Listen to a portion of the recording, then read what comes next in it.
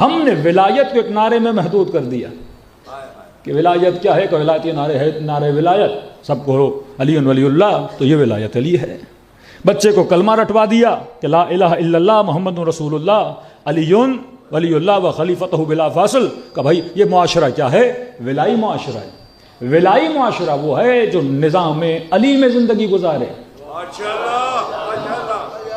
ولائی معاشرہ وہ ہے جو حکومت اہل بیت کے سائے میں زندگی گزارے۔ اہل بیت نے ایسا نظم آپ کو دیا کہ آپ کو دنیا کی کسی حکومت کو گرانے کی ضرورت نہیں ہے۔ اگر آپ اپنے نظم میں رہو تو آپ حکومت کے اندر ایک حکومت بنانے کی صلاحیت رکھ سکتے ہو۔ حکومت کے لیے کیا چاہیے ہوتا ہے؟ امیر المؤمنین جناب مالک اشتر کو خط لکھتے ہیں۔ جب عمرو عاص مصر کے حاکم بنے، جس کو امیر المؤمنین کے خط ملے، سارے خطوط اس نے جمع کیے اور سارے خط اس نے بھیجے امیر شام معاویہ بن ابی سفیان کو، کہ کیا کروں، علی کے لکھے ہوئے خط ملے ہیں، انہیں جلا دوں، کسی کام کے ہیں کہ نہیں ہے؟ معاویہ نے کہا خبردار، تجھے یہ خط لگ رہے ہیں، مجھے حکومت کیسے کی جاتی ہے یہ علی کے بتائے ہوئے طریقے لگ رہے ہیں۔ سلیقہ حکومت کے حکومت کیسے گزاری جاتی ہے۔ پہلا نقطہ جو امیر المؤمنین نے مالک کو کہا کہ مالک، کسی بھی حکومت کو چلانے کے لیے اس حکومت کے لیے بجٹ کا ہونا بڑا ضروری ہے۔ اگر بجٹ نہیں تو حکومت ناکام ہے۔ کہ مالک، سب سے پہلے حکومت کو قائم کرنے کے لیے خراج ہونا چاہیے، بجٹ ہونا چاہیے تاکہ حکومت چلے۔ تو فرمایا یہ ٹیکس کا سسٹم، یہ بیت المال کے اندر بجٹ، یہ زکوٰۃ کو جمع کرنا، مضبوط بجٹ بنانا، تب جا کے تمہاری مضبوط حکومت بنے گی۔ دوسرا فرمایا کہ مالک، وہ حکومت کیسی جس کا دفاع مضبوط نہ ہو، مضبوط آرمی بنانا، مضبوط دفاع بنانا، کیونکہ تمہارے پاس اگر مال ہو، دولت ہو، پیسہ ہو، حکومت پیسے والی ہو، لیکن مضبوط فوج نہ ہو تو وہی حال ہوگا جو آج عربوں کا حال ہے، آج مڈل ایسٹ میں رہنے والوں کا حال ہے۔ پیسہ تو بہت ہے، پیٹرول کی کانیں تو بہت ہیں، لیکن فوجی دوسرے ملکوں سے کرائے پہ لے کر آتے ہیں کیونکہ ان کے پاس مضبوط فوجیں نہیں ہیں۔ اب یہ جو دفاع جو امیر المومنین فرماتے ہیں نا کہ مضبوط فوج رکھنا، اب دفاع دو طریقے کے ہیں۔ میں نے کل بھی کہا تھا، ایک وہ وقت تھا کہ لوگ آپ کے ملک کی زمین پہ قبضہ کرتے تھے، اب وہ زمانہ نہیں ہے۔ آپ کی زمینوں کو خطرہ نہیں، آپ کے ضمیروں کو خطرہ ہے، آپ کے کلچر کو خطرہ ہے، آپ کے دین کو خطرہ ہے۔ کہیں میرا کلچر لوٹ کر ویسٹرنائز نہ بنا دیا جائے، کہیں میری مسلم سوچوں کو لوٹ کے ویسٹرنائز نہ کر دیا جائے۔ آج بچوں کی سوچوں کو خطرہ ہے، آج ہم خواتین کے لباس کو خطرہ ہے کہ ایک دیندار مومن کہے کہ مولانا بچی کالج جاتی ہے، یونیورسٹی جاتی ہے، پھر دوست ان کے گھر میں برتھ ڈے پارٹی رکھتے ہیں، پھر وہاں چلی جاتی ہے، آج ڈیمانڈ کر رہی ہے کہ بابا میں اجازت دیں، آج فنکشن پہ جا رہی ہوں، وہاں پہ ساری لڑکیاں ہیں، میں کپڑے ذرا اپنے بدل لوں۔ بیٹا کون سے کپڑے؟ اچھے سے اچھے کپڑے تو آپ کو لے کر دیے ہیں، کہ نہیں یہ شلوار قمیض نہیں، پینٹ اور ٹراؤزر پہننے کی اجازت دی جائے۔ اب کہہ رہے مولانا شرعاً کی اجازت دے سکتا ہوں۔ میں نے کہا شرعاً قباحت نہیں کہ عورتوں میں جا رہی ہے، لیکن تو اپنے کلچر کو تباہ کر رہا ہے، تو بے حیائی کے کلچر کو پھیلا رہا ہے۔ اسلام کا جو کلچر ہے، یہ پاکستانی سب سے زیادہ اللہ کا شکر ادا کریں، آپ کا جو کلچر ہے وہ ہو بہو اسلام کا کلچر ہے۔ اسلام کے کلچر میں قمیص کہاں تک ہونی چاہیے؟ گھٹنے تک ہونی چاہیے۔ یہ جو ویسٹرنائز کلچر، کیونکہ اس کے کلچر میں حیا نہیں ہے۔ جب بیس میں حیا نہیں ہے تو وہ جب لباس کو ڈیزائن کرتا ہے تو وہ حیا کو مد نظر نہیں رکھتا۔ آپ کے کلچر میں کیونکہ حیا ہے تو بنانے والا جب لباس کو ڈیزائن کرتا ہے تو حیا کو مد نظر رکھتا ہے۔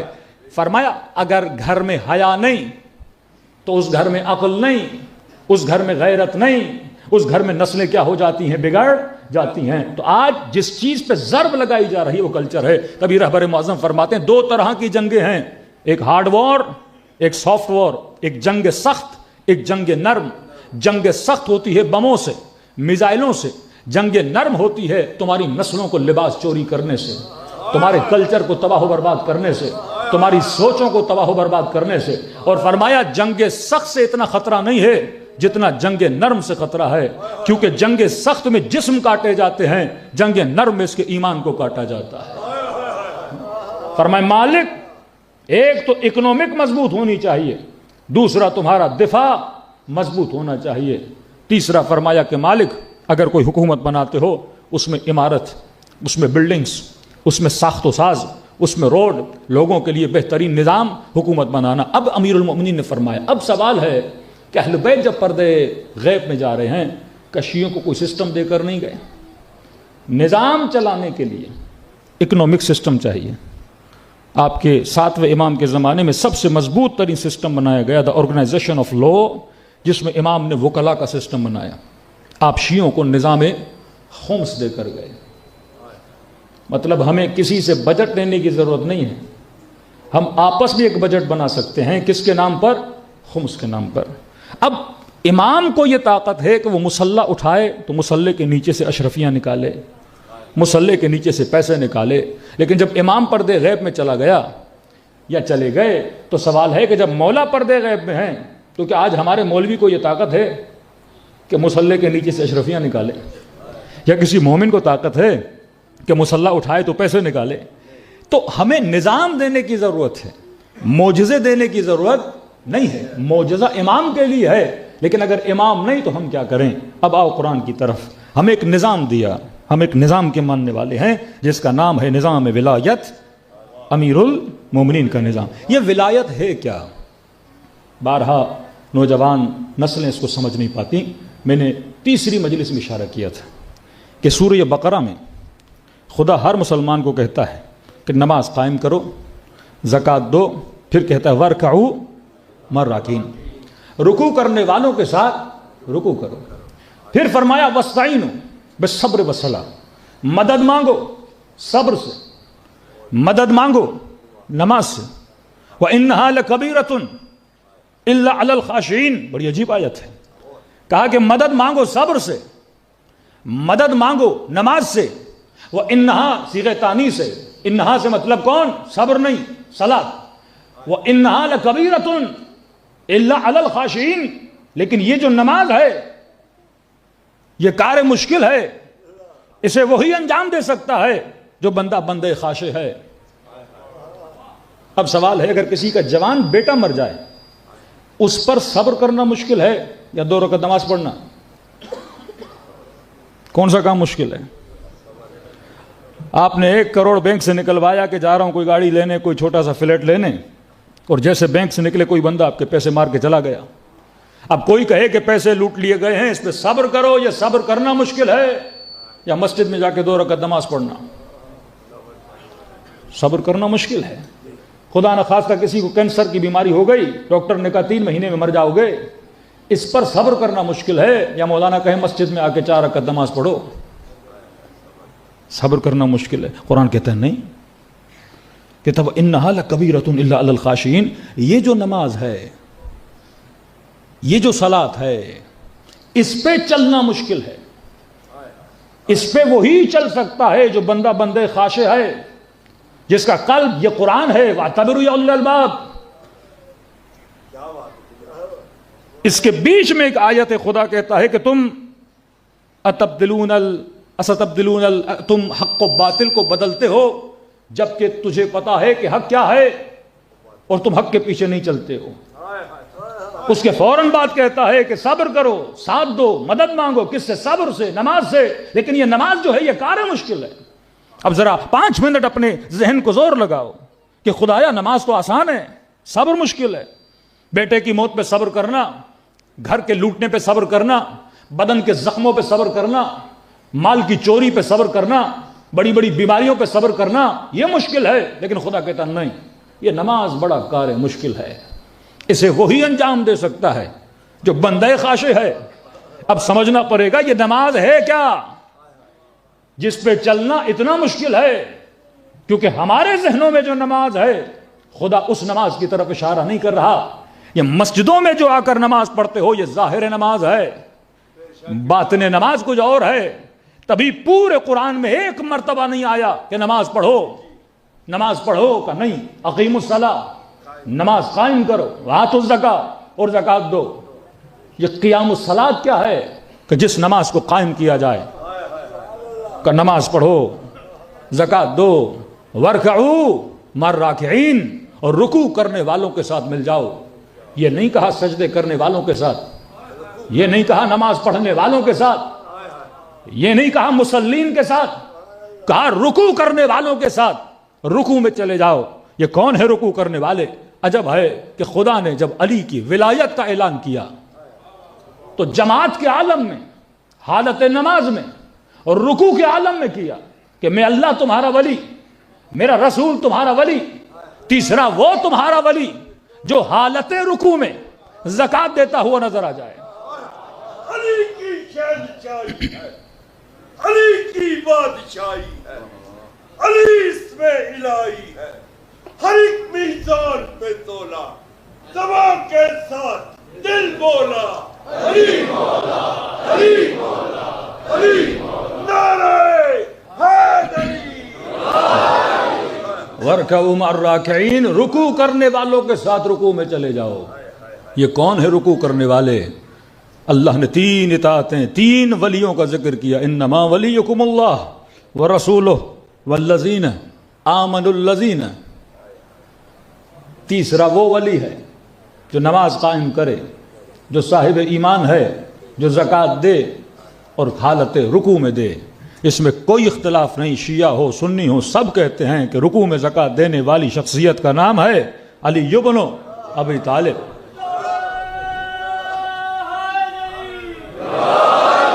یقیمون الصلاۃ ویؤتون الزکاۃ وہم راکعون. کئی لوگوں نے پیسے دیے فقیروں کو کہ ہم رکوع میں جاتے ہیں آ کر ہم سے خیرات مانگنا، لیکن کوئی آیت نہیں اتری، کیونکہ پری پلان کر کے آیتوں کو اتروانا اور ہے، لیکن زکوٰۃ دینا اور خدا آیت اتارے وہ اور ہے. کبھی سجدے میں زکوٰۃ،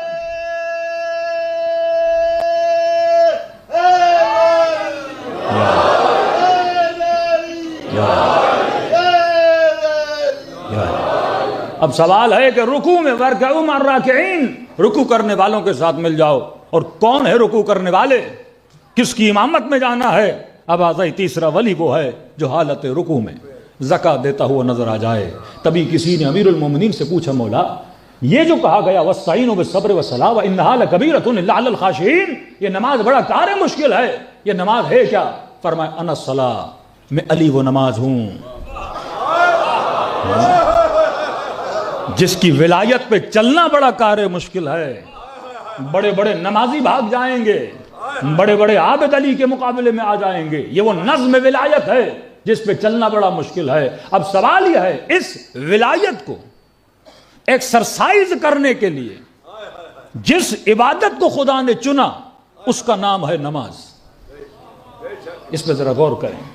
نظام ولایت کو ایکسرسائز کرنے کے لیے، ٹریننگ دینے کے لیے نسلوں کو، کہ میں نے کہا فرش عزا پہ آتے ہو تو کیا ہوتا ہے؟ ذہن سازی. فرش عزا پہ مائیں آتی ہیں تو کیا بنتی ہیں؟ بہادر. فرض عزا پہ جوان آتا ہے تو کیا بنتا ہے؟ شیر دل. اب نظام ولایت کے لیے خدا نے جس چیز کو آئینہ بنایا اس کا نام تھا نماز.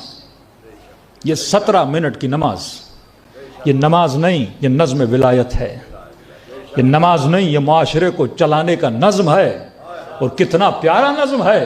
اگر میں صحیح سے بیان کر سکا تو کہا کہ فرادہ نماز نہیں، جماعت نماز. کیونکہ مولا نے زکوٰۃ دی تھی کس نماز میں؟ حالت جماعت میں تھے. اب نماز کو سمجھو، کیونکہ پورا نظام ولایت اگر کسی کو جماعت کی نماز سمجھ میں آ گئی، نظام ولایت بھی سمجھ میں آ جائے گا. اتنی اہمیت جماعت کی کہ کسی حدیث میں آیا، فرمایا اگر کسی کا سر نو کے نیزہ پر بھی ہے وہ جماعت کو ترک نہ کرے. کہ اگر نہ بھی ہو تو مسجد میں آ کے جماعت میں شریک ہو جائے. بچوں کو لے کر آؤ، نسلوں کو لے کر آؤ، کس میں شریک کرواؤ؟ نماز جماعت میں. اب جماعت میں کیا بنایا جاتا ہے؟ آپ کی سائیکولوجی کو صحیح کیا جاتا ہے، آپ کے اندر ایک نظم پیدا کیا جاتا ہے، آپ کے اندر ایک ایسا انسجام پیدا کیا جاتا ہے. کیونکہ یہی معاشرہ ولائی بنے گا. یہ سیکھے گا کہاں پر؟ مسجد میں آئے گا، جماعت میں کھڑا ہوگا تو جماعت میں آ کر سیکھے گا. پہلی شرط، جماعت کا مطلب اگر نظام ولایت میں رہنے والے ہو تو 10 امام نہیں ہوں گے. ایک وقت میں 10 امام نہیں ہوں گے، 10 رہبر نہیں ہوں گے، 10 لیڈر نہیں ہوں گے. اگر شیعی معاشرہ بنانا چاہتے ہو، اگر ولائی معاشرہ بنانا چاہتے ہو، اگر نظام ولایت میں رہنا چاہتے ہو تو ضروری ہے کسی ایک کو امام بناؤ. کسی ایک کو رہبر بناؤ، کسی ایک کو لیڈر بناؤ. فرمایا چنو گے تم، انتخاب تم کرو گے، شرائط وہ بتائیں گے. ہاں بھائی امام کون ہونا چاہیے؟ کہ حلال زادہ ہونا چاہیے، عادل ہونا چاہیے، لولا لنگڑا نہیں ہونا چاہیے، ہاں فصیح الکلام ہونا چاہیے، قرأت اچھی ہونی چاہیے. یہ ٹریننگ دی جا رہی ہے کہ امام کی شرائط کیا ہیں، اس طرح ہے. اب کہا کہ جب کسی کو امام بنا لیا وہ آگے کھڑا ہوگا، حمد و سورہ وہ پڑھے گا، تم خاموش رہو گے. اللہ سے تیری طرف سے بات وہ کرے گا. یہ آگے کھڑا ہوگا، اللہ سے تیری طرف سے بات یہ کرے گا، تم خاموش رہو گے. اب یہ بھی نہیں کہ تم گونگے ہو جاؤ، نہیں، حمد و سورہ وہ پڑھے گا، رکوع کا ذکر تو کرے گا، سجدے کا ذکر تو کرے گا، قنوت میں جو تیرا دل چاہے پڑھے گا. فریڈم ہے، ڈکٹیٹرشپ نہیں ہے، تو بھی اپنا پڑھے گا. لیکن کیونکہ حمد و سورہ کلام بخدا کا اختیار تو نے اسے دیا ہے، لہذا وہ کرے گا. مطلب جب لیڈروں کو چنو، چننے کے بعد خود باتیں نہ کیا کرو، اختیار اپنے لیڈر کو دیا کرو. یعنی اختیار اپنے لیڈر کو دیا کرو کہ پالیسیز وہ بنائے، اسٹیٹ سے باتیں وہ کرے، سرکار سے باتیں وہ کرے، مسائل کے حل کریے باتیں وہ کرے. تم ایسے کھڑے رہو جیسے جماعت میں کھڑے رہتے ہو. اگر وہ آگے جائے تو آگے جاؤ، اگر وہ بیٹھے تو بیٹھو، اگر وہ چلے تو چلو. کہا جماعت کی شرط ہے کہ امام سے پہلے نہیں چلنا، ورنہ جماعت سے کیا ہو جاؤ گے. یہ نظام ولایت علی کا اعلان کس میں ہو رہا ہے؟ نماز جماعت میں. اب فرمایا امام بھی ایسا نہ ہو کہ مامومین کو بھول جائے. لیڈر اور عوام کا رابطہ کیسا ہونا چاہیے کہ نماز جماعت بتاتی ہے. فرمایا امام کو دیکھنا چاہیے پیچھے جو قوم کھڑی ہے وہ جوان ہے یا بوڑھی ہے یا تاجر ہیں. اگر تجار ہیں تو جلدی جلدی نماز پڑھائے تاکہ اپنے دکانوں میں جائیں کاروبار کے پیچھے. اگر جوان ہیں تو معتدل نماز پڑھائے. اگر بوڑھے پیچھے کھڑے ہیں، جس بوڑھے کو سجدے میں اٹھتے میں بھی ایک آدھا منٹ لگ جاتا ہے، تو یہ نہیں کہ یہ اسپیڈ سے آگے بڑھنے لگے، بوڑھا بیچارہ پیچھے رہ جائے. یہ امام ہے جس نے عوام کو لے کر چلنا ہے. یہ امام ہے، یہ لیڈر ہے جس نے عوام کا خیال کرنا ہے، ان کے مزاج کو ریڈ کرنا ہے. اور عجب ہے نماز جماعت کا قانون کہ اگر 20,000 کی جماعت بھی کھڑی ہو اور امام حالت رکوع میں ہے اور ایک بندہ دوڑا دوڑا پیچھے سے آئے، یا اللہ یا اللہ، امام جماعت تھوڑا سا صبر کرو، میں نے جماعت میں شریک ہونا ہے. کہا 20,000 کو روکے گا اس ایک کے لیے، 20,000 کو روکے گا کس کے لیے؟ تاکہ جماعت کا، امت کا ایک فرد کیا ہو جائے، جماعت کے ساتھ مل جائے. اور فرمایا یہ نہیں کہ امام کی مرضی میں جو آئے کرے، امام مامومین کا خیال رکھے گا، مامومین امام کا خیال رکھیں گے. کہیں ایسا نہ ہو کہ امام سے غلطی نہ ہو جائے. امام سے مراد امام معاشرہ کہہ رہا ہوں، امام معصوم کی بات نہیں ہو رہی ابھی. کوئی غلطی نہ کر دے. مثلا امام جماعت نماز عشاء پڑھا رہا ہے، تیسری رکعت میں تشہد پڑھنا شروع کر دے، پیچھے والے کہیں گے بحول اللہ بحول اللہ، آپ بھول گئے ہیں، تیسری رکعت میں تشہد نہیں پڑھنا، چوتھی میں پڑھنا ہے. تو پچھلے اگلوں کا خیال رکھیں گے، آگے والا امام پچھلوں کا خیال رکھے گا. یہ ڈیلی آپ کو ٹریننگ دی جا رہی ہے. اگر معاشرہ بنانا چاہتے ہو تو معاشرے میں لیڈرشپ کا ہونا ضروری ہے. جب تک امام معصوم زندہ ہیں یا امام معصوم حاضر ہیں تو اس کی امامت میں معاشرہ چلے گا. لیکن اگر امام معصوم پردے غیب میں چلے گئے تو تم شیعہ کو امام یتیم بنا کر نہیں جا رہے، سسٹم دے کر جا رہے ہیں. 500 افراد بھی سوسائٹی میں رہتے ہو تو اپنا کیا بناؤ، لیڈر بناؤ. 1 ملین بھی لوگ رہتے ہو تو اپنا کیا بناؤ، لیڈر بناؤ. کیونکہ لیڈر بناؤ گے تو قومیں تم سے ڈریں گی. ایک سمپل سا مثال دے رہا ہوں. ایک چھوٹا سا کوئی مرشد ہونا جس کے 10,000 مرید ہوں، یہ ایم پی ایم این اس کے پاس جاتے ہیں ووٹ لینے کے لیے. ڈیموکریسی کا سسٹم ہے. کہتے جناب ایک ووٹ دے دو. پاکستان میں کسی اندازے کے مطابق کہتے ہیں کہ تقریباً 30%، کچھ کہتے ہیں 25% شیعہ ہیں. حالانکہ میرا اتنا اندازہ نہیں ہے کہ اتنے شیعہ ہوں گے. ہمارے اندازے کے مطابق 20%، 18% شیعہ ہیں. لیکن ریکارڈ میں کہتے ہیں زیادہ ہیں. اس کا ریزن ہے، ریکارڈ کہاں سے نکالا؟ مردم شماری تو ہوئی نہیں اس اعتبار سے، ریکارڈ نکالا بینکوں سے. کیونکہ جب زکوٰۃ نکالی جاتی ہے تو شیعہ کہتے ہیں بھائی ہم شہباز شریف کو اپنا اول امر مانتے ہی نہیں، تو ہم ایسے نکموں کو زکوٰۃ کیسے دیں؟ ہم تو یہاں امام کو دیتے ہیں یا نائب امام کو دیتے ہیں، ہم ایسوں کو زکوٰۃ ہمارا بھروسہ نہیں ہے، لہذا شیعہ مکتب حکومت کو زکوٰۃ نہیں دیتا۔ تو اب ریشو کیوں بڑھا؟ کیونکہ کئی ہمارے ایسے بھائی ہیں جو زکوٰۃ دینا نہیں چاہتے، تو اپنے فارم میں لکھ دیتے ہیں کہ ہم کیا ہیں؟ شیعہ ہیں، جس کا فائدہ ہوا آپ کو، آپ کی تعداد کیا ہو گئی؟ بڑھ گئی۔ اب اگر 30 نہیں 20 نہیں، میں نارمل سی بات کروں، اگر کسی قوم کا پرسنٹیج 20% بھی ہے، پاکستان میں 20% شیعہ ہیں، تو قومی اسمبلی میں سیٹیں کتنی ہونی چاہیے؟ ہاں ریشو کتنا ہے؟ چلو 15% 10% جتنا بھی مان لو، تو اتنے پرسنٹیج آپ کا قومی اسمبلی میں ہونا چاہیے۔ لیکن کتنے ہیں آپ کے قومی اسمبلی میں؟ خیرات میں سیٹ ملنا اور ہے، پرسنٹیج کے اعتبار سے ملنا اور ہے۔ ہاں اگر 15% بھی ہو تو قومی اسمبلی میں پرسنٹیج 15 ہونا چاہیے۔ اگر قومی اسمبلی کی سیٹیں 160 ہیں تو اس کا 15% کون ہونا چاہیے؟ شیعہ ہونا چاہیے۔ ایک نارمل ہے، ہندو جتنے ہیں، جس کا جتنا پرسنٹیج ہے اتنی نمائندگی قومی اسمبلی میں ہونی چاہیے، ڈیموکریسی کا سسٹم ہے۔ لیکن ہماری نہیں، ریزن کیونکہ آپ نظام ولایت پر نہیں ہو، کیونکہ آپ نظام ولایت پر نہیں ہو، نظام ولایت پر نہیں ہو۔ زبان پر ولایت کرنا اور ہے، نظم ولایت کہ شیعہ معاشرہ نظام ولایت والا معاشرہ بغیر رہبر کے سروائیو نہیں کر سکتا۔ اگر علی کے ماننے والے ہو تو نظام ولایت یہ ہے کہ اپنے معاشرے میں کسی ایک کو اپنا کیا بناؤ؟ رہبر بناؤ۔ کسی ایک کو اپنا کیا بناؤ؟ لیڈر بناؤ۔ اب یہ جو لیڈر بنے گا، مثال دے رہا ہوں، پاکستان میں ایک رہبر ہوتا، آپ کا ایک لیڈر ہوتا، اور کہتے کہ مثلا پاکستان میں 3 کروڑ شیعہ ہیں، 3 کروڑ ووٹ ہے، اور اگر ان میں اطاعت وہی ہوتی جو نماز جماعت میں کی جاتی ہے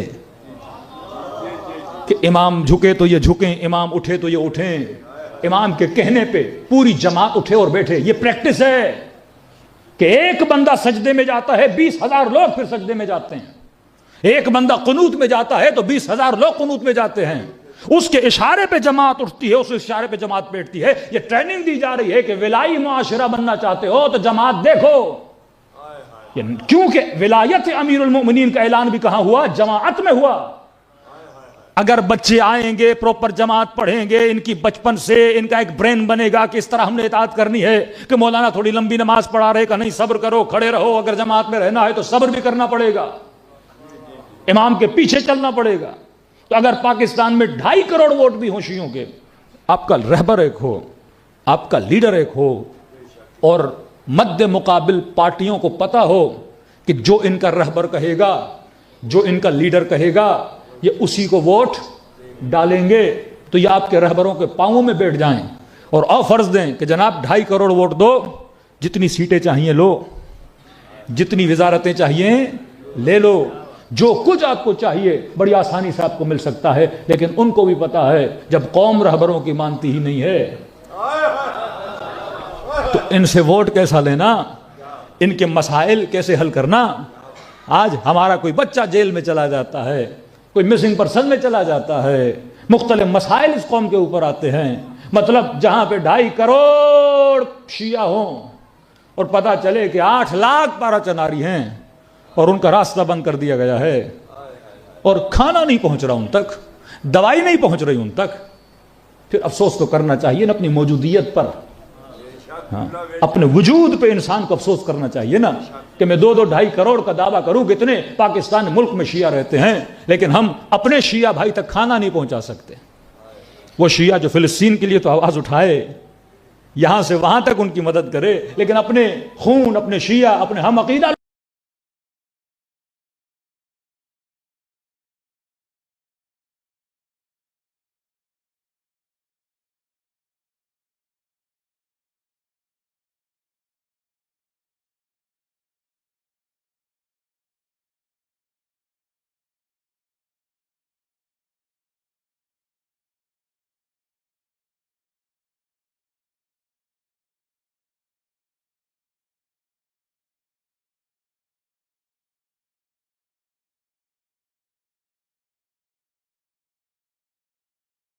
آپ دیکھ سکتے ہو کیوں؟ کیونکہ امام ایک کو بنایا، رہبر ایک کو بنایا۔ اسی طرح بوہروں کو دیکھ لیں، رہبر کسے بنایا؟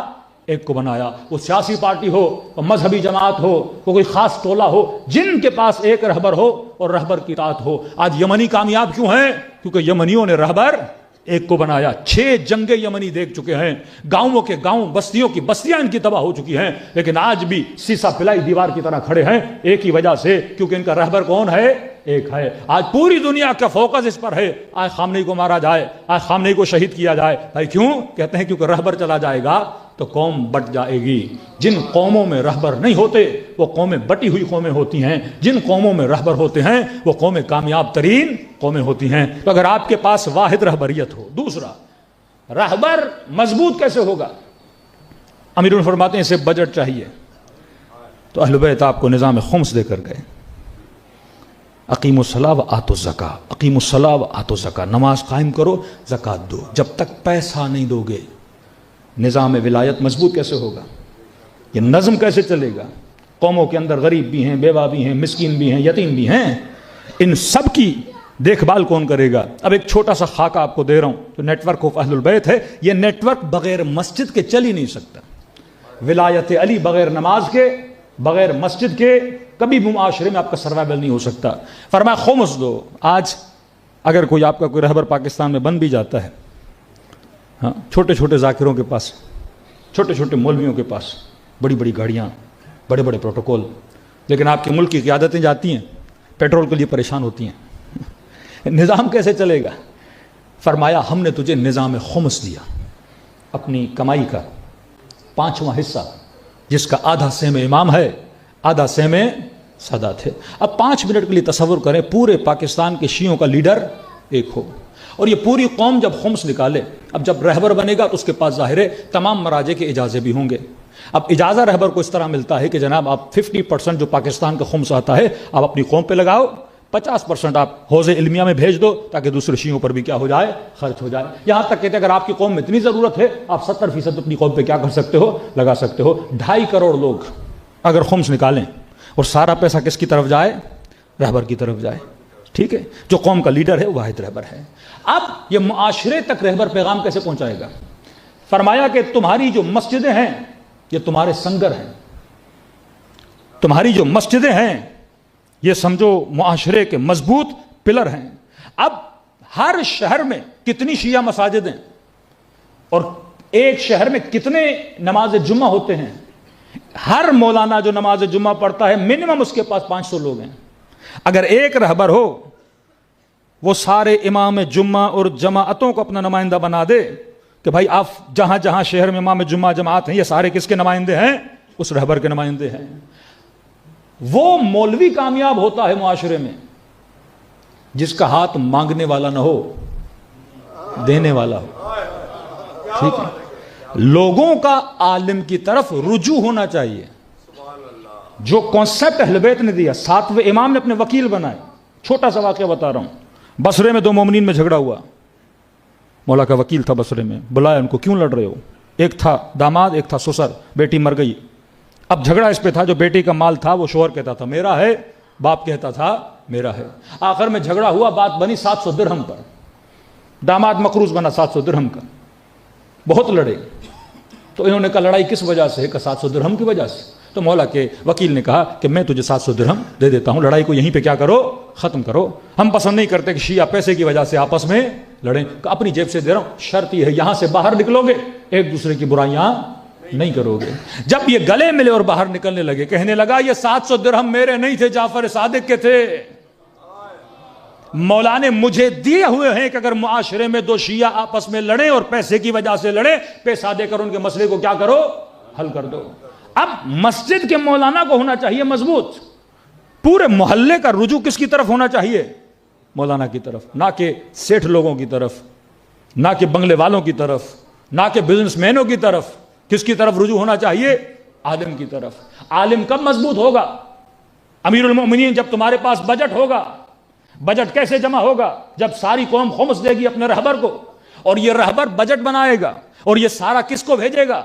پورے ملک میں جہاں جمعے و جماعت کے مولاناز ہیں ان کو بجٹ بھیجے گا کہ جناب آپ پنڈی میں رہتے ہو، آپ کے مطابق کتنے بجٹ کی ضرورت ہے. اور یاد رکھیے جو مسجد کا مولانا ہوتا ہے اس سے محلے کے سارے پرابلمز کا پتہ ہوتا ہے.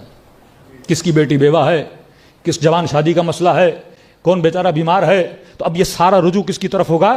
مسجد کے مولانا کی طرف. مولانا کا جیب ہوگا بھرا کس کے ذریعے سے؟ بجٹ کے ذریعے سے. یہ لوگوں کے مسائل کو کیا کرے گا؟ حل کرے گا. اگر قوم کے رہبر نے کوئی مسئلے کو حل کروانا ہے, آسان سے ایک پیغام دے گا, یہ سارے امام جمعہ جماعت تک پیغام پہنچ جائے گا.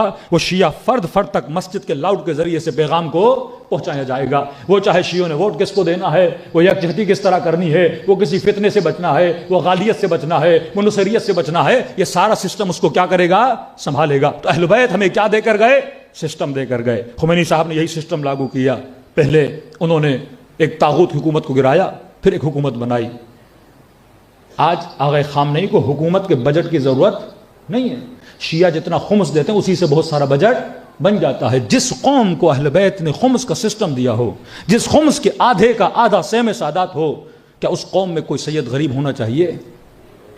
کوئی سید فقیر ہونا چاہیے؟ لیکن سارے خمس دینے کے بعد بھی فقیر سید بھی ملتے ہیں, بیوائیں بھی ملتی ہیں, تنگ دست بھی ملتے ہیں. اس کا مطلب نظام انہوں نے تو دیا لیکن ہم نظام پہ صحیح چلنے کے لیے تیار نہیں ہیں. اب سوال قصور کس کا ہے؟ وہ ہر انسان اپنے گریبان کے اندر جھانک کر دیکھے. اللہ قرآن میں کہتا ہے لو کان فیہما آلہۃ الا اللہ لفسدتا. اللہ کہتا ہے میرے ایک ہونے کی دلیل یہ ہے, اگر دو خدا ہوتے تو تجھے کائنات میں فساد نظر آتا. اگر تجھے فساد نظر نہیں آ رہا, سورج اپنی ٹائمنگ پہ آ رہا ہے, چاند اپنے حساب و کتاب سے چل رہا ہے, بادل اپنے حساب و کتاب سے چل رہے, صدیاں گزر گئیں, نظام خلقت میں کوئی تبدیلی نہیں آئی, اس کی دلیل ہے کہ کائنات کو چلانے والا ایک خدا ہے. تو اگر ہمیں اپنے اندر فساد نظر آ رہا ہے تو دلیل ہے کہ ہم ایک رہبر کے ماننے والے نہیں ہیں. وہ قومیں کامیاب ہوتی ہیں جو ایک لیڈرشپ, نظام ولایت کا مطلب یہ ہے کہ ولائی معاشرہ, ایک ولائی رہبر بناؤ, معاشرے میں نظام اکنامک اور خمس کو مضبوط کرو تاکہ تمہاری قوم کے سارے مسائل کیا ہو جائیں؟ حل ہو جائیں. صلوات پڑھے محمد و آل محمد.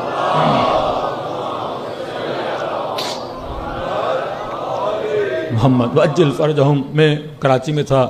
اب مختلف مسائل ہوتے ہیں قوم میں نا, لوگ دھرنا دیتے ہیں. پارا چنار کا مسئلہ تھا, روڈ بند کر دیے, دھرنا دے دیا. اب ظاہر ہے جب آپ دھرنا دیتے ہو, روڈ بند کرتے ہو, کسی نے رپورٹ جانا ہے, کسی نے ہاسپٹل جانا ہے, لوگوں کو تکلیف ملتی ہے, پوچھتے ہیں کس نے دھرنا دیا؟ شیعوں نے دھرنا دیا. بدنامی کس کی؟ وقتوں کی بدنامی. سوال ہے اگر دھرنے سے رزلٹ نکلے تو اچھی بات ہے, لیکن آپ دھرنے دو, اس کے نتیجے میں کبھی 2 جوان مارے جائیں, کبھی 4 جوان مارے جائیں, اور رزلٹ آپ کو ذرا برابر نہ نکلے تو دھرنے کا کوئی فائدہ نہیں ہے. تو انہوں نے کہا قبلہ آپ بتائیے سولوشن کیا ہے؟ بچے جیلوں میں ہیں, ایف آئی آرز ہیں, پارا چنار کا مسئلہ ہے, اتنے قومی مسائل ہیں, حج کا مسئلہ, حیا کا مسئلہ. میں نے کہا ایک ہی علاج ہے. میں نے کہا کتنے جوان ہو, اگر 20,000 ہو, 30,000 ہو, تو میں نے کہا یہ دھرنے پاکستان کی شاہراہوں پہ نہیں دو, یہ قوم کے اندر جو 3-4 لیڈر بنے ہوئے ہیں ان کے دروازوں پہ دو.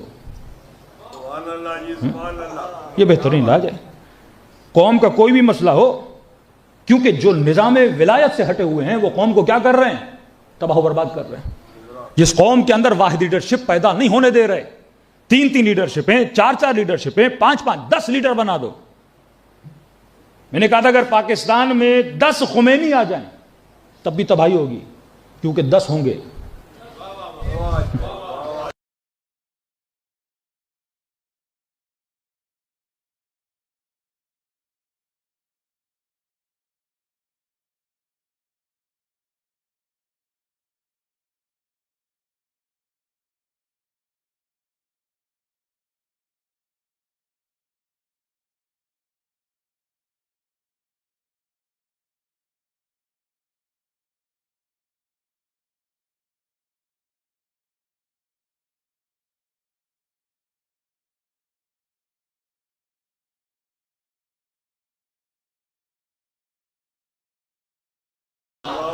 ایک خمینی ہوگا تو کامیابی ہوگا تھے آغائے حسن زاد عاملی، آغائے جواد عاملی، یہ بہترین خطبہ میں شمار ہوتا تھا. انہوں نے قوموں کو واحد لیڈرشپ، عاملی آغائے جواد عاملی یہ بہترین خطبہ میں شمار ہوتا تھا. انہوں نے قوموں کو واحد لیڈرشپ کے نیچے کیا کیا؟ جمع کیا، تبھی وہ قوم کامیاب ہوئی. آج سب سے زیادہ آپ جائیے تہران میں مختلف شہروں میں کوشش کی جاتی ہے لیڈرشپ کو ختم کیا جائے، لیڈرشپ ختم کیا جائے. اب لیڈرشپ کو ختم کیسے کیا جاتا ہے؟ مورل ویلیوز کو خراب کر کر، مطلب ایسی ایسی گندی باتیں کرتے ہیں، کیریکٹر ایسوسیشن کرتے ہیں. کیونکہ قوم کے دل میں اگر لیڈر کی عزت ختم ہو گئی تو اس کی اطاعت کیا ہو جاتی ہے؟ ختم ہو جاتی ہے. امیر المومنین کو اطاعت کرتے ہیں کیونکہ علی کی عزت ہمارے سینوں میں ہے. تو پہلے لیڈر بناؤ، پھر اس کی عزت کرنا سیکھو، پھر اس کی اطاعت کرنا سیکھو. واللہ دنیا کی کوئی طاقت تمہیں ہرانے کی صلاحیت نہیں رکھتی. لبنان دیکھو، سید حسن نصر اللہ ایک لیڈر تھا، یہ قوم کامیاب تھی. یمن دیکھو، لیڈر ایک تھا، یہ قوم کامیاب تھی. ایران دیکھو، لیڈر ایک ہے، یہ قوم کامیاب ہے. چھوٹی سی مثال دوں، بلتستان.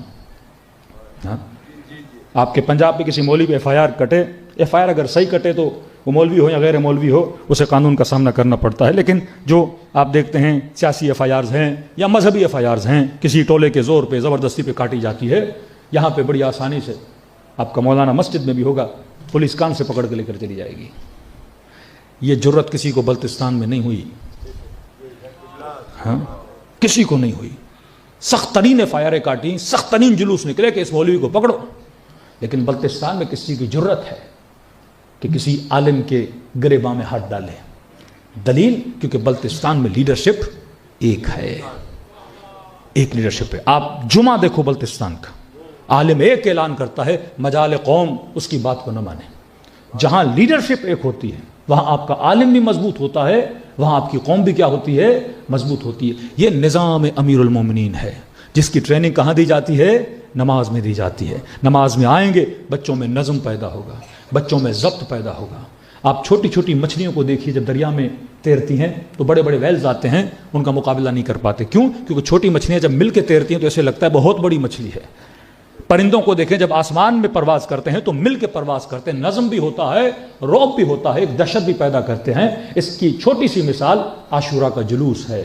جب آپ لوگ مل کے چلتے ہو تو دنیا واقعاً آپ کی طاقت کو بھی محسوس کرتی ہے، آپ کی ہمت اور حوصلے کو بھی محسوس کرتی ہے. تو نظام تشیع، نظام ولایت کو اگر سیکھنا ہے تو نماز کے ذریعے سے سیکھنا ہے. اور نماز یہ سکھاتی ہے کہ نماز چلانے کے لیے امام ایک ہونا چاہیے، اور اگر اس کو امام تم نے بنا لیا، معاشرے کا لیڈر بنا دیا. امیر المومنین فرماتے ہیں اگر کسی سفر پہ بھی جا رہے ہو، 40 لوگ ہو، تو کسی ایک کو اپنا کیا بناؤ؟ لیڈر بناؤ. ان گھروں میں سکون رہتا ہے جس میں ایک لیڈر رہتا ہے، ان معاشروں میں سکون رہتا ہے جن میں لیڈر ایک رہتا ہے. جہاں لیڈرشپ ڈیوائیڈ ہو جاتی ہے معاشرہ تزلزل کا شکار ہو جاتا ہے. صلوات پڑھے محمد و آل محمد.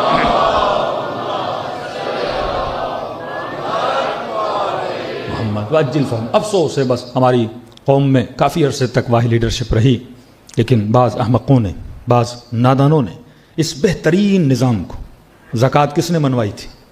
ایک لیڈرشپ تھی نا، قوم نے اپنے مسائل کو منوا لیا. ہاں آج آپ کسی چیز کو منوا نہیں پاؤ گے کیونکہ لیڈرشپ ایک نہیں ہے. بصیرت نہ ہو، عقل نہ ہو، صحیح سے اہل بیت کے سسٹم کو کسی نے اسٹڈی نہ کیا ہو. حکومتوں کو کیا چاہیے ہوتا ہے؟ بجٹ. آئی ایم ایف کے پاس جاتے ہیں کشکول لے کے، کبھی ادھر کبھی ادھر. آپ کو اہل بیت نے کسی کا محتاج بنایا ہی نہیں ہے. ہر بندہ اپنے مال سے 5% اگر نکالے گا، وہ پیسہ لیڈر کے پاس جائے گا، اس سے سارے قوم کے مسائل کیا ہوتے رہیں گے؟ حل ہوتے رہیں گے. اسکول آپ کے بنیں گے، یونیورسٹی آپ کی بنیں گی، ہر چیز آپ کی بن جائے گی. کیونکہ آپ کے پاس نیٹ ورک ہے. نیٹ ورک وہ مساجد ہے. ہر مسجد میں جو مولانا بیٹھا اس کے پاس 500 لوگ ہیں. آپ نے صرف مسجد کے مولاناز کا نیٹ ورک بنانا ہے، لیڈرشپ کے ساتھ کنیکٹ کرنا ہے، اکنامک کا سسٹم بنانا ہے جو خمس کا سسٹم ہے. قوم اپنے مال سے پیسہ دے گی، لیڈر کے پاس جائے گا، وہ پھر پوری قوم کے اندر لگ جائے گا. لیکن اگر انڈیویجول مولاناز کام کرے تو کوئی فائدہ نہیں. ایک مولانا انڈیویجول ہو کے بہت بڑا مدرسہ بنا دے، مر جائے گا، سسٹم بیٹھ جائے گا. کیونکہ فرد سسٹم نہیں ہوتا، فرد کے جانے سے اس کا سسٹم گر جاتا ہے، لیکن سسٹم ہمیشہ باقی رہتے ہیں. نظام ولایت کس کا نام ہے؟ سسٹم کا نام. ایک لیڈر دنیا سے چلا گیا، فوراً امام جماعت کے لیے دوسرے کو کھڑا کر دو.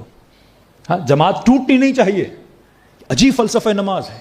مولانا نماز پڑھا، اچانک اٹیک آ گیا، کہ فوراً اس کو سائڈ پہ کرو، دوسرا بندہ اس کی جگہ پہ کیا ہو جائے؟ کھڑا ہو جائے. جماعت ٹوٹنی نہیں چاہیے. مولا علی کے سر پہ ضربت لگی, نماز جماعت کے امام حسن نے اسی وقت کیا کر دیا, کنٹینیو کر دیا. جماعت ٹوٹنی نہیں چاہیے, تمہاری لیڈرشپ ٹوٹنی نہیں چاہیے. ایک رات میں اسرائیل نے ایران کی the top leadership, the head of the intelligence, the head of the police, ساری لیڈرشپ کو کیا کر دیا, ختم کر دیا. With in half an hour آغا خامنئی نے پھر نئی لیڈرشپ کو کیا کر دیا, ریپلیس کر دیا. فرمایا یہ نظام ولایت ہے, لیڈرشپ رکنی نہیں چاہیے. خدا نخواستہ آغا خامنئی کو کچھ ہو جاتا ہے, آپ ود ان ہاف آور دیکھیں گے کہ فوراً ایک نئی لیڈرشپ سامنے کیا ہو جائے گی, کھڑی ہو جائے گی. حسن نصر اللہ شہید ہوئے, دوسرے آئے, وہ شہید ہوئے, تیسرے آ گئے. لیڈرشپ پہ ہمیشہ کیا رہتی ہیں, یہ نظام ولایت اہل بیت علیہ الصلوۃ والسلام ہے. ایک امام جائے گا, دوسرا امام آئے گا, امام غیبت میں ہوں گے. فرمایا سائن لنفس سے, اپنے درمیان اپنے اندر سے کسی صالح کو چنو, کسی بہترین فرد کو چنو کہ جب تک امام کا ظہور ہو جائے یہ معاشرے کو لیڈ کرے, اور جب امام آ جائیں تو ساری لیڈرشپ کس کے ہاتھ میں چلی جائیں, فرزند زہرا امام زمانہ کے ہاتھ میں. تو مولا آئیں گے, میں نے کوئی سسٹم بنایا تو ہو, جب سسٹم ہوگا ہی نہیں تو میں امام کی مدد کیسے کر پاؤں گا. صلوات پڑھے محمد و آل محمد پر.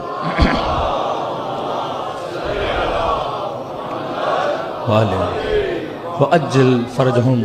عقل امیر المومنین کے لیے کہا گیا کہ امام کی مثال ایسے ہے جیسے بدن میں سر, ہاں, the head of the society. چھٹے امام کا ایک شاگرد تھا, کسی نے کہا کہ میں امامت کا قائل نہیں ہوں. انہوں نے بڑی پیاری دلیل دی, عاقلانہ دلیل دی. کہ دیکھو اپنے بدن کو دیکھو, اللہ کے نظام کو دیکھو.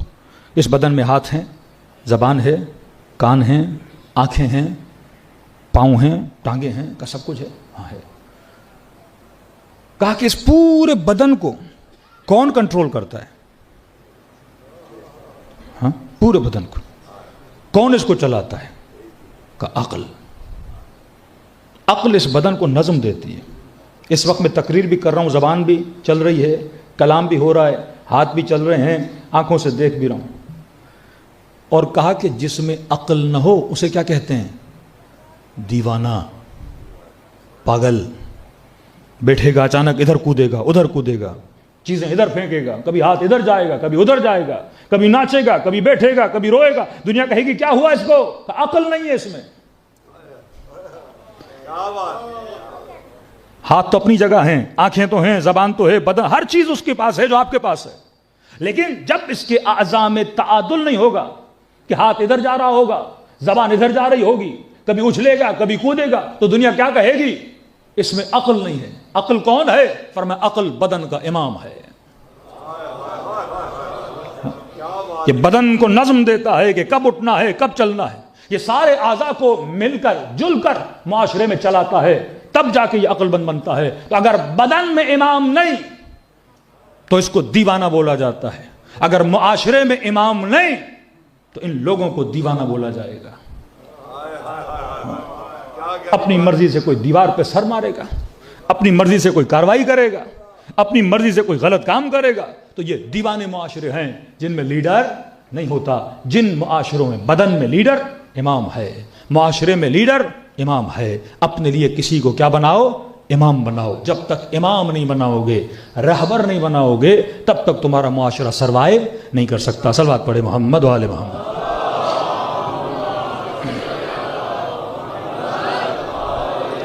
تبھی کہا الصلاۃ معراج المومن, نماز مومن کا کیا ہے, معراج ہے.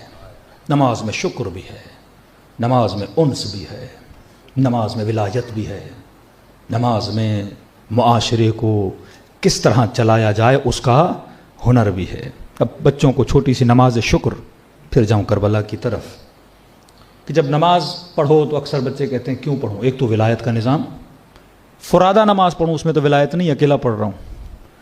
اب نماز کا فلسفہ ایک ہے شکر, کہ میں اس لیے پڑھتا ہوں تاکہ خدا کا کیا ادا کروں, شکریہ ادا کروں.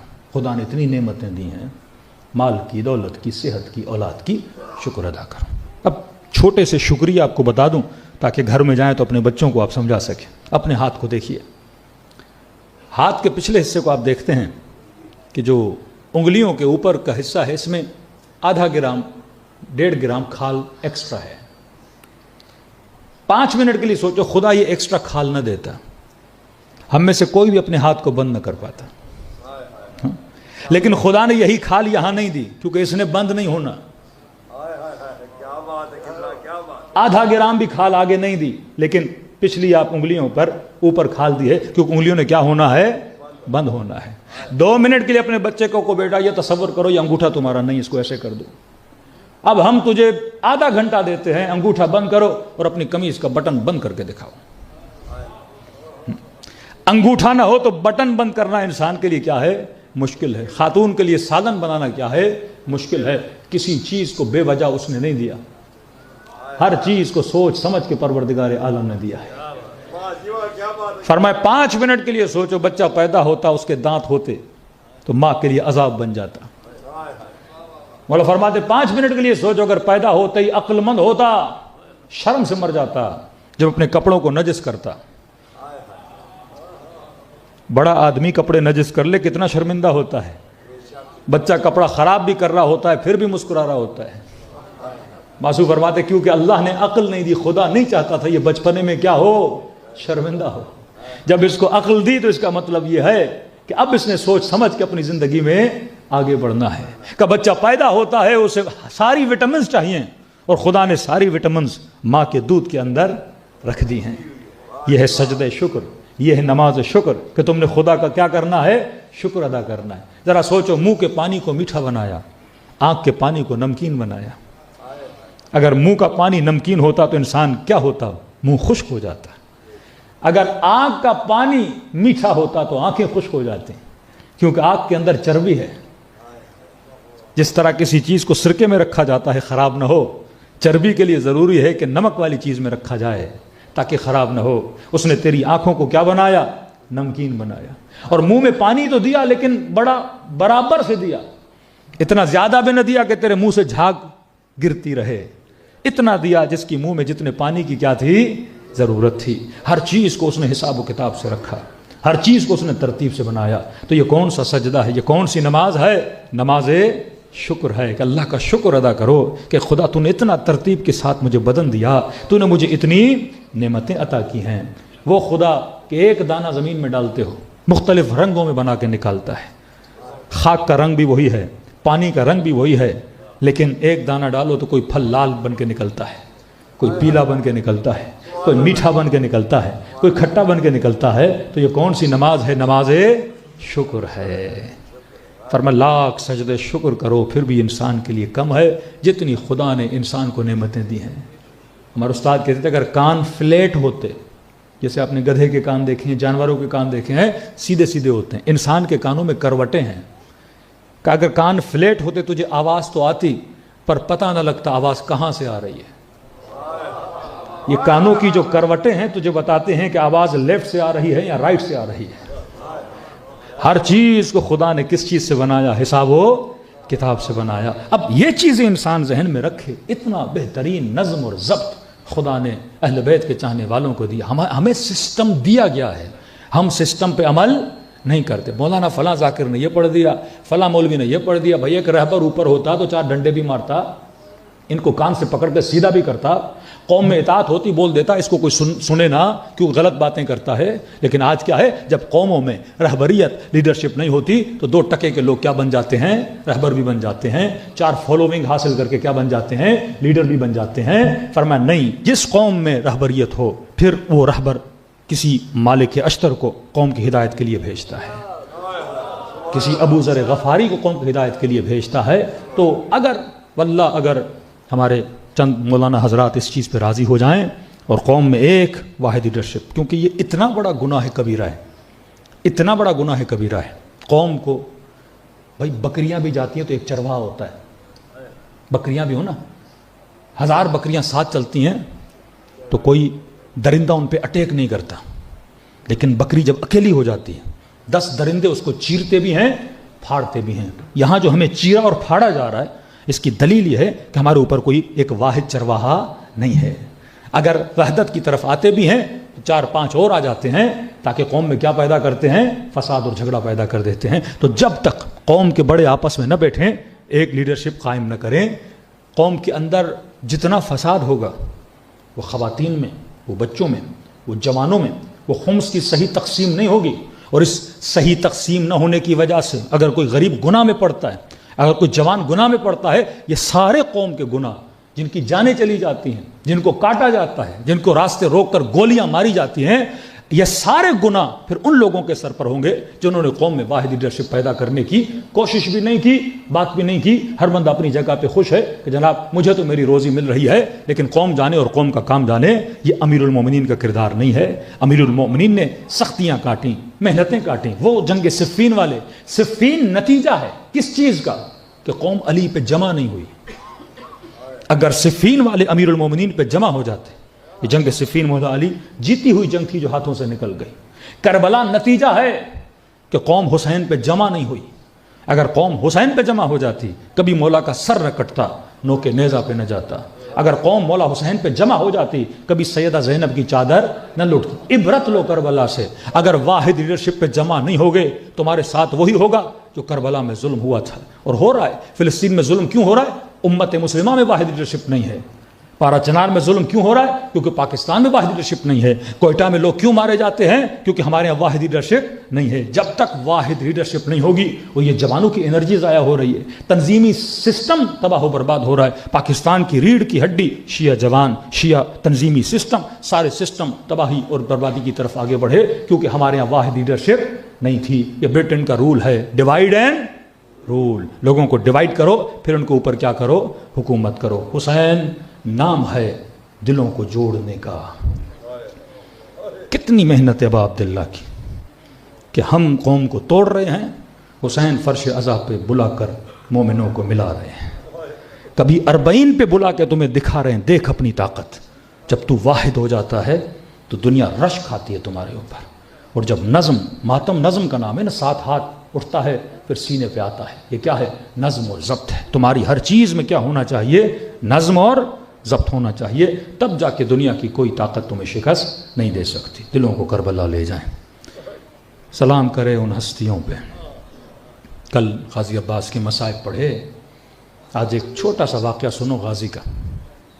کتنی اطاعت تھی، کربلا اطاعت کا نام ہے۔ اور اگر روایات اور حدیث میں بھی نہ ہونا، عقل کا تقاضا ہے، عقل کا تقاضا ہے۔ آپ کا سیاسی سسٹم بھی درہم برہم ہوتا ہے جب مضبوط لیڈرشپ نہیں ہوتی۔ ایک نظام کائنات ہے، لیڈرشپ آپ کے اندر واحد، خدا ایک، لیڈر ایک، معاشرے کو چلانے والا ایک۔ گھر کے اندر الرجال قوامون علی النساء، خدا نے مرد کو لیڈرشپ دی تاکہ وہ گھر کو چلائے۔ لیڈرشپ ایک ہوگی تو گھر بھی چلے گا، ہر چیز آباد رہے گی۔ فرماتے 2 محرم لشکر یزید ابن سعد نے غازی عباس سے پیسہ لا رہے، لشکر امام حسین ہے، آگے بڑھے، کہا ہمیں آرڈر ہے کہ خیمے ہٹا دیے جائیں،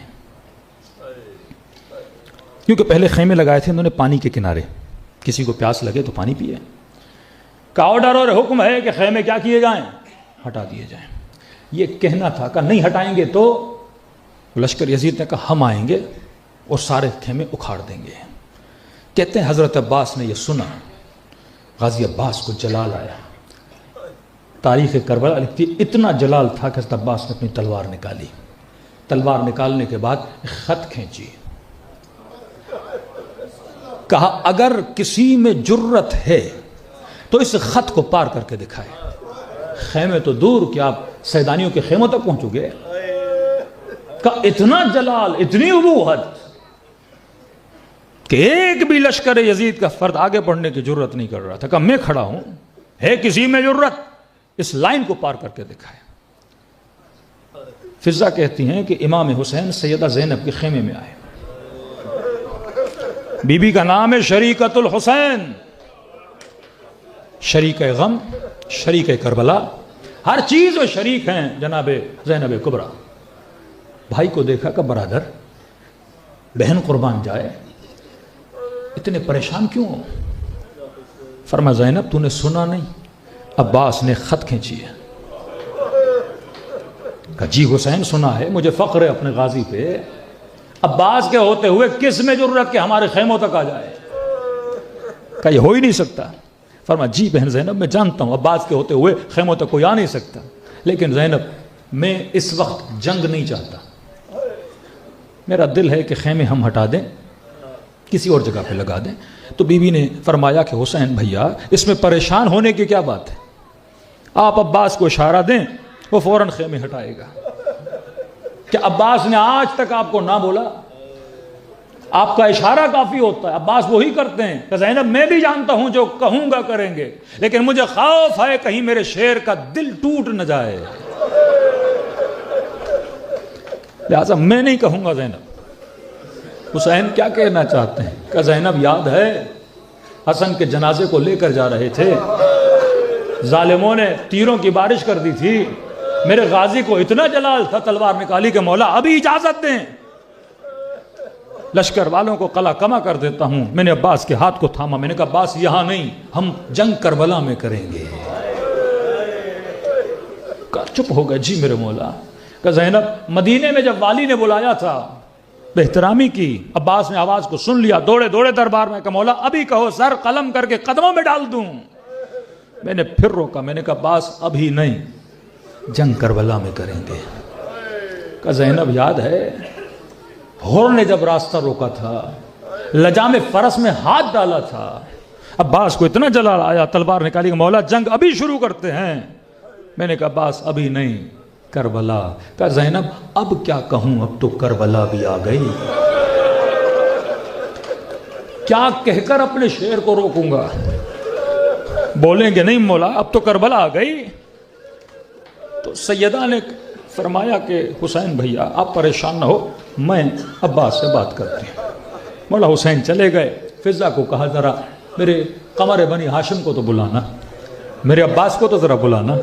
فضا کہتی ہے وہیں سے میں نے آواز دی غازی عباس کہ تیور یہ تھے کہ آنکھوں میں خون جمع تھا, آستینوں کو پلٹا ہوا تھا, تلوار نکالی ہوئی تھی, جبیں پہ پسینہ تھا, جیسے اشارہ ہوا کہ کوئی حرم سے بلا رہا ہے.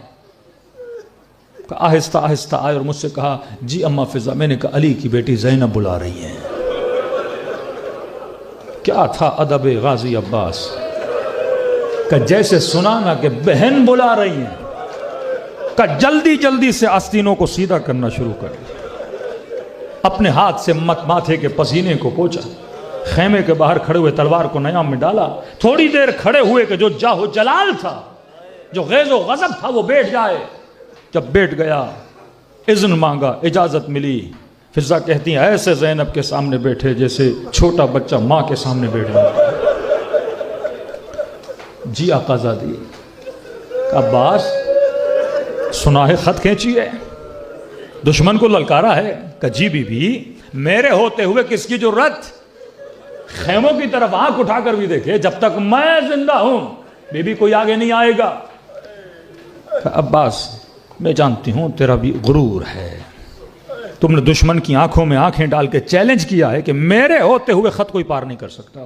عباس جانتی ہوں, لیکن عباس ایک بات تو سنو, حسین چاہتے ہیں کہ خیمے ہٹا دیں, لیکن تجھے گھبرانے کی ضرورت نہیں ہے. عباس تو خیمے میں بیٹھا رہے, تجھے دشمن کے سامنے جانے کی بھی ضرورت نہیں ہے. کہیں کوئی تمہیں تانے نہ دے گا عباس تو نے خط کھینچی تھی, کہ تو یہیں بیٹھ جا. عباس میں علی اکبر کو بھیج دیتی ہوں, میں اون و محمد کو بھیجتی ہوں, خط بھی مٹائیں گے, خیمے بھی ہٹائیں گے, آپ کو سامنا کرنا نہیں پڑے گا. کہتے خاموش ہو کے حضرت عباس سن رہے تھے. عباس آپ کو شرمندہ ہونا نہیں پڑے گا, آپ کو دشمن کا سامنا کرنا نہیں پڑے گا. اکبر جائے گا خط مٹائے گا, اکبر جائے گا خیموں کو ہٹائے گا. کہ اتنا سننا تھا. جب باتیں ختم ہوئیں تو غازی عباس کھڑے ہو گئے. کھڑے ہونے کے بعد کہا آقا زادی عباس ہوتا کون ہے, میرا غرور, مجھے سامنا کرنا پڑے گا. اگر میرے حسین کا یہ کہنا ہے خود جاؤں گا اپنے ہاتھوں سے خط مٹاؤں گا, خیمے خود ہٹاؤں گا. اگر میرا آقا اس میں راضی ہے, میں عباس بھی اس پر کیا ہوں, راضی ہوں. یہ ہے اطاعت امام, تب جا کے کربلا میں کوئی عباس بنتا ہے. السلام علیکہ ایھا العبد الصالح, میرا سلام ہو عبد صالح المطیع للہ ولامر مولا, جو اللہ کا اطاعت گزار تھا اور اپنے مولا کے امر کا اطاعت گزار تھا. جب عباسی معاشرے بنتے ہیں ان معاشروں میں مخالفت نہیں ہوتی, اطاعت ولی امر مسلمین ہوتی ہے. دلوں کو کربلا لے جائیں. آج خدا کو ان دو کٹے ہوئے بازوؤں کا واسطہ بھی دیں. آج خدا کو رباب کی اجڑی ہوئی گود کا واسطہ بھی دیں. آج خدا کو علی اکبر کے سینے میں لگی ہوئی برچھی کا واسطہ بھی دیں. فرمایا اگر ان دنوں میں کوئی بخشا نہ گیا تو پھر پھر وہ کب بخشا جائے گا. تبھی فرمایا جب بھی مجلس حسین میں آؤ یہ تصور کر کے آؤ کہ تیرے زندگی کی آخری مجلس ہے. ایسے سلام کرو جیسے زینب نے کیا.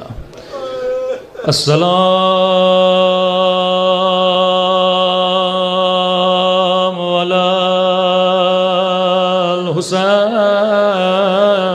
الحسین وعلی علی ابن الحسین وعلی اولاد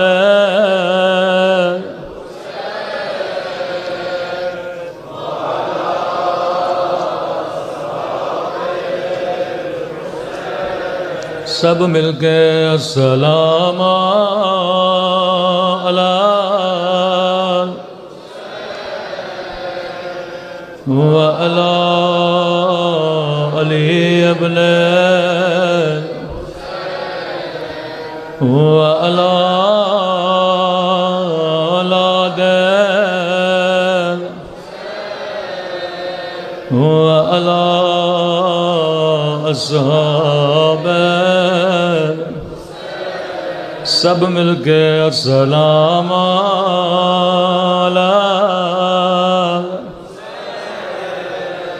وعلی علی ابن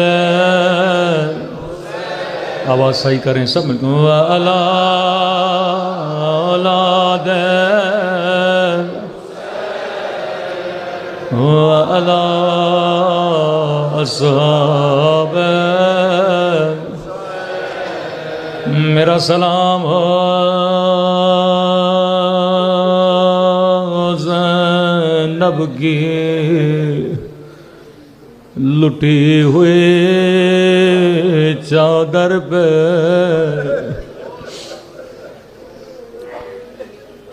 40 سال خون روتے رہے. جب کسی جوان کی شادی میں جاتے کہتے ہائے میرا علی اکبر.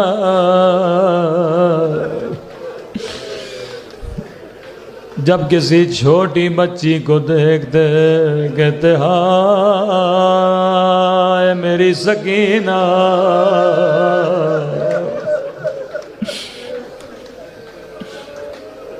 وضو کرتے نگاہ پانی پہ پڑتی کہتے ہائے کربلا کی پیاس میرا پیاسا بابا. بازار میں جاتے کسی کسائی کے دکان پہ گوشت نظر آتا زمین پہ بیٹھتے کہتے ہائے میرا قاسم ہائے میرے چچا عباس. کسی نے عرض کی مولا اتنا روتے ہیں شہادت تو آپ کا ورثہ ہے پھر آپ کو رونا تو نہیں چاہیے. فرمایا تو صحیح کہہ رہا ہے شہادت میرا ورثہ ہے لیکن یہ بتا یعقوب کا ہے کہ یوسف مارا گیا. صرف یعقوب نے قمیص سے یوسف پہ خون دیکھا تھا. اتنا روئے کہ آنکھیں سفید ہو گئی. لیکن میری نظروں کے سامنے میرے اکبر کے سینے میں برچھی لگی. میرے 6 مہینے کے علی اصغر کے گلے میں تیر مارا گیا. میرے چچا عباد کے بازو کاٹے گئے لیکن تو سچ کہہ رہا ہے شہادت میرا ورثہ ہے. اکبر کے سینے میں برچھی لگنا میرا ورثہ تھا، علی اصغر کے گلے میں تیر لگنا میرا ورثہ تھا، قاسم کی لاش کے ٹکڑے ٹکڑے ہو جانا میرا ورثہ تھا، لیکن یہ بتایا ماؤں بہنوں کے ساتھ اس شرابی کے دربار میں جانا، وہ 8 گھنٹے کھڑا رہنا، کہ یہ بھی سجاد کا ورثہ ہے۔ 40 سال بہنوں ماں کی اسیری پہ روتے رہے۔ بڑے کریم تھے آپ کے مولا حسین، کہتے ہیں ایک بچی تھی جسے بچپن میں مولا گھر میں لے کر آئے، تھوڑی آواز بڑھا دیں، آواز صحیح کریں، فرمایا جب جوان ہوئی اس کی شادی شام میں کرا دی گئی، ہر سال مدینے آتی تھی، امام حسین سے ملتی تھی، کہتی تھی مولا آپ نے مجھے ایسے پالا جیسے اپنے بچوں کو پالتے، مولا ہر سال جب جب آتی ہوں میرا شوہر مجھ سے کہتا ہے کب تیرا مولا میرے گھر آئے گا، میں تیرے مولا کے لیے بڑے بڑے سفرے لگاؤں گا، میں تیرے مولا کے لیے بڑی بڑی دعوتیں کروں گا۔ امام حسین ہر سال سنتے تھے، ہر سال کہتی تھی مولا کب آؤ گے کب آؤ گے۔ یہ آخری سال تھا، امام حسین نے فرمایا شیریں ہم آئیں گے لیکن تو پہچان نہ سکو گے۔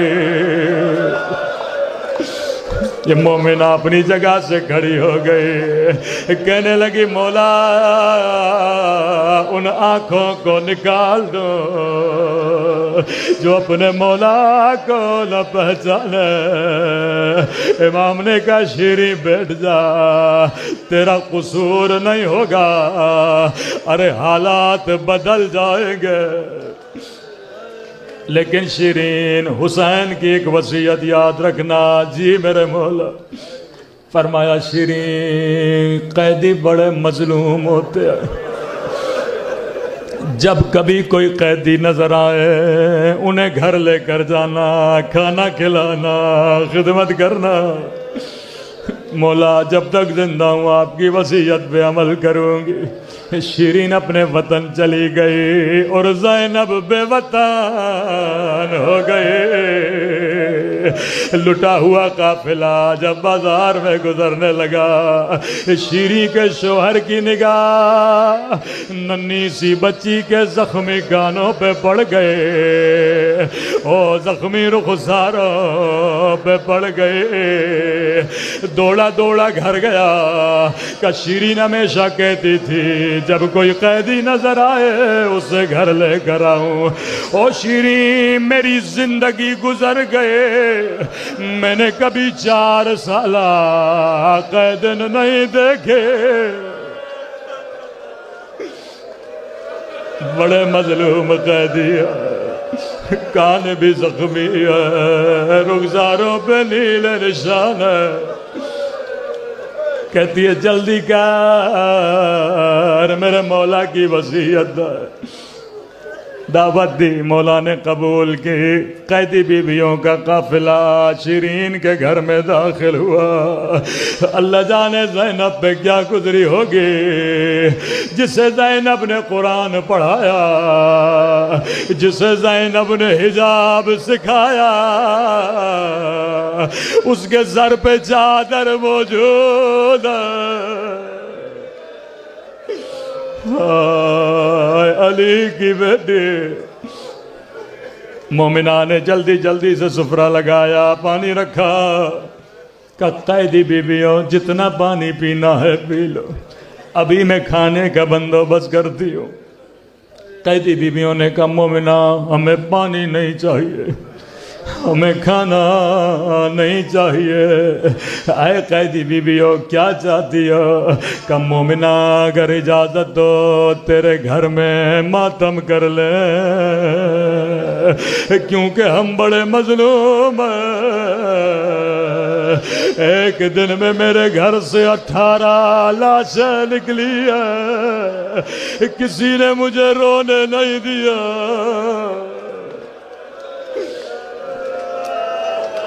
کہنے لگی قیدی بیویوں میں کیوں روکوں گی، جتنا رونا ہے رو لو. کہتے ایک مرتبہ قیدی بیوی اٹھی، بیویوں نے حلقہ بنایا. قیدی بیوی اٹھی، بڑا درد بھرا بیان کیا، رو کر کہنے لگی اے علی اکبر کے پیاسے بابا، اے علی اکبر کے غریب الوطن بابا. شیریں نے جیسے سنا کہنے لگی قیدی بی بی چپ ہو جا، یہ میرے مولا کے بیٹے کا نام ہے. اللہ میرے بچوں کو حسین کے اکبر پہ قربان کرے. قیدی بیویاں چپ ہو گئے. شیرین تیرا گھر ہے، اجازت نہیں تو ماتم نہیں کریں گے. کہتی ہے نہیں قیدی بیویوں تمہارا دل دکھانا نہیں چاہتی، لیکن یہ نام نہ لو، یہ میرے مولا کے بیٹے کا نام ہے. اگر تیرے مقتول کی کوئی بیٹی ہے اس کا نام لے کے بیان کرو. یہاں بیٹی کا نام آنا تھا. پھر سے کوئی قیدی بیوی اٹھی اور بیان کیا اے سکینہ کے پیاسے بابا،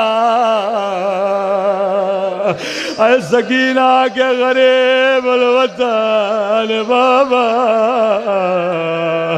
شیریں نے کہا قیدی بی بی چپ ہو جا، یہ بھی میرے مولا کی بیٹی کا نام ہے. اللہ میرے مولا کی خیر کرے. قیدی بیویاں خاموش ہو گئی. کہتے شیریں اپنی جگہ سے اٹھی، قیدی بیویوں تو نے مجھے بڑا رلایا، یہ نام نہ لے میرا کلیجہ پھٹنے کو آتا. پھر قیدی بیویاں خاموش ہو گئی. کہتی ہے قیدی بیوی اگر تیرے مقتول کی کوئی بہن ہے اس کا نام لے کے بیان کرو. عزادارو جب بہن کا نام آنا تھا، تاریخ کے جملے ہیں، ساری بیویاں خاموش ہو گئی، کوئی اٹھ کے بیان نہیں کرتے تھے. ایک مرتبہ خود زینب اٹھی، بڑا درد بھرا بیان کیا، رو کے کہنے لگی اے زینب کے غریب بھیا، آئے اجڑی ہوئی زینب کے پیاسے بھیا. شیریں نے جیسے زینب کا نام سنا دوڑے دوڑے زینب کے قدموں میں گر گئے، ہاتھوں کو جوڑا. اے قیدی بیوی تجھے تیرے رب کی قسم بتا تو کون ہے، تیرا میرے حسین کے ساتھ کیا رشتہ ہے. اتنا سننا تھا. سیدہ نے چہرہ اٹھایا، کہا شیریں مہمان آ گئے، تیرے مولا نے وعدہ پورا کیا لیکن تو نے پہچانا نہیں. اور شیریں میرا اکبر مارا گیا، میرا حسین مارا گیا.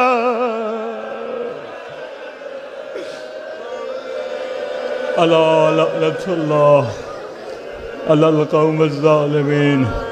ماتم حسین.